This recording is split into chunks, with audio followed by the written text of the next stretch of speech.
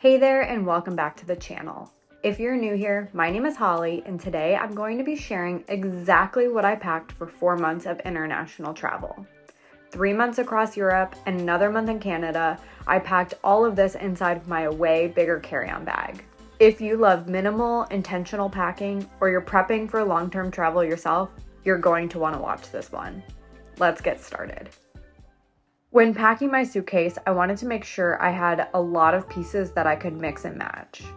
I knew layers were going to be essential for this trip, especially going from the spring in the south of France to summer in Italy to the Paris Olympics and then back across the pond for late summer in Canada. And because we were traveling with our dog, Waffles, I had to dedicate some space to her essentials too. All right, let's dive into my capsule wardrobe. For outerwear, I packed one puff jacket for chilly weather and one rain jacket for windy or rainy weather. Both were definitely necessities on this trip. For tops, I packed 3 long sleeve shirts, 6 short sleeve shirts, 2 sleeveless shirts, and 1 versatile sweater. This gave me a ton of outfit combinations, especially for longer periods between laundry days. I did rotate through my 6 short sleeve shirts, even though some are rarely documented. My recommendation would be to bring about this many short sleeve shirts so that you can wear them on their own or layer under sweatshirts and jackets on cooler days. Just make sure you like all 6 equally and that they match all of your bottoms so that you can mix and match and rotate them out. We actually didn't have as much hot weather as I expected on this trip, so I probably could have packed just 1 sleeveless shirt. I also packed 1 hoodie that I wore the majority of the trip. This was the perfect addition to any outfit in any weather. If it was cold and I needed an extra layer, or I just needed something when the sun set, I always had my hoodie ready to go. My hoodie was by far the most worn piece of clothing I brought. If I were taking this trip again, I would have swapped out one of my long sleeve shirts and my fashion sweater for a second sweater or sweatshirt. I also brought 2 dresses and wore them both equally. They are actually the same dress in 2 different colors. They were easy to throw on, very comfortable, and lasted several wears before needing a wash, even on the hottest days of our trips. They could even be worn as a bathing suit cover-up. Speaking of, I brought 2 bathing suits. For bottoms, I packed 2 pairs of shorts, a regular pair of denim and a pair of white denim. And I packed 4 pairs of pants. A pair of regular jeans, a pair of black jeans, a pair of sweatpants, and a pair of leggings. I didn't end up needing shorts as much as I would have thought on this trip. On the hottest days, I was wearing my dresses, so I definitely didn't need 2 different pairs of denim shorts. I would recommend just bringing 1 pair of denim or very versatile shorts that go with all of your tops. This is where I wish I would have had a pair of athletic shorts to just throw on for those super hot days, especially when we were at the Disney parks in Paris or driving around Canada. I wore my 2 pairs of jeans pretty equally throughout the trip, and based off the weather and the different locations that we went, I definitely think it's necessary to have 2 pairs of versatile pants that you can wear for multiple days and that will hold up in all sorts of weather conditions like sun, sand, rain, and even snow. If I was packing for this trip again, I would not bring my sweatpants. They seemed like a cozy option when we were leaving, but I think I would trade them out for a pair of comfortable workout shorts and a second pair of pajamas, which could have been useful for cozy days at home too. However, overall, this was a great combination of comfortable and classic clothes for my capsule wardrobe. In addition to all of my clothing, I packed 13 pairs of underwear, 8 pairs of socks, and 1 set of pajamas. Underwear and socks are an area that you should always pack more than you need. I honestly wish I had brought more pairs of socks. I have fresh socks. It's a good day.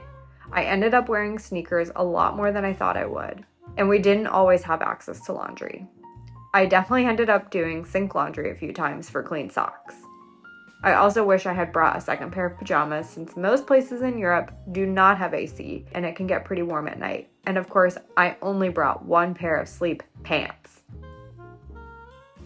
I thought I was packing pretty minimally for shoes. I packed 3 different pairs. A pair of sneakers that I wore almost every single day, a pair of fashion sneakers, and a pair of flip-flops. I wore my sneakers about 100 days of our 4 months of travel. I could have saved space and weight by only bringing these sneakers and a pair of sandals, but it was nice to have options. Although I can't find a single documented day when I only wore my flip-flops, but they were still a necessity for taking Waffles on quick walks, going to the pool, and just wearing around our apartments. If you're traveling with a pet, you know they need their own little corner of the suitcase. For Waffles, I packed 2 dog toys, 1 travel water bowl, 1 slow feeder bowl, and a small bag of dog food for the first few weeks until we found a good brand of European dog food. I also packed a ton of poop bags. These were pretty hard to find in Europe. We noticed in a lot of places people do not pick up after their dogs and aren't expected to either. The one place we did find an abundance of poop bag stations was in Monaco, and they were honestly the nicest poop bags I have ever seen. We also traveled with a small kennel for leaving Waffles alone in apartments and Airbnbs.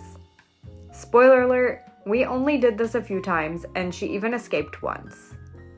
And of course, Waffles flew to Europe in her away bag dog carrier, which is also what we used on days that we traveled by train and to keep her safe while driving in rental cars.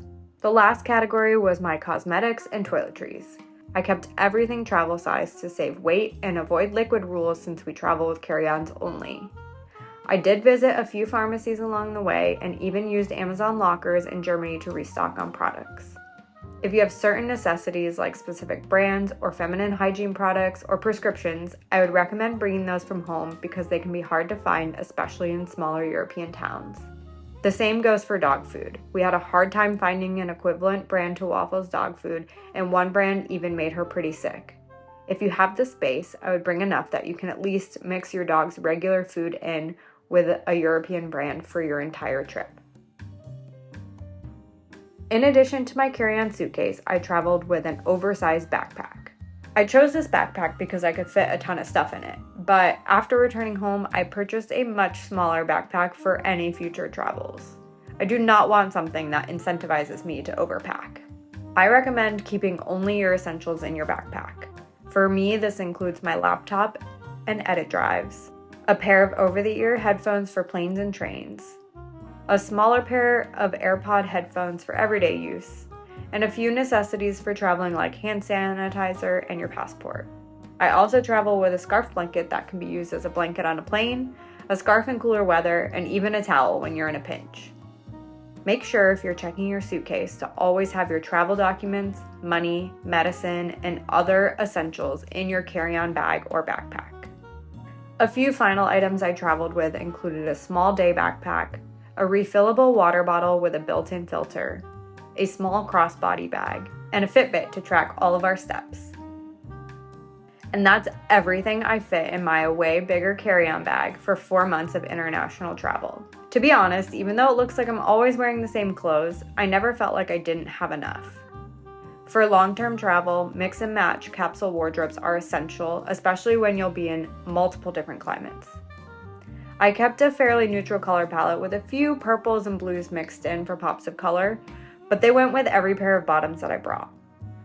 For long-term travel, you'll want to prioritize comfort over fashion, and I know that might be hard for some people, but at the end of the day, you could be wearing these clothes for several days in a row, sleeping on trains, climbing up 5 flights of stairs to get to your apartment, or just walking 20,000 steps in a day, and you're going to want to make sure that you're wearing the best clothing for that. If you found this packing video helpful, please give us a big thumbs up. Make sure you're subscribed and follow along for more travel tips. Thanks for watching and happy packing!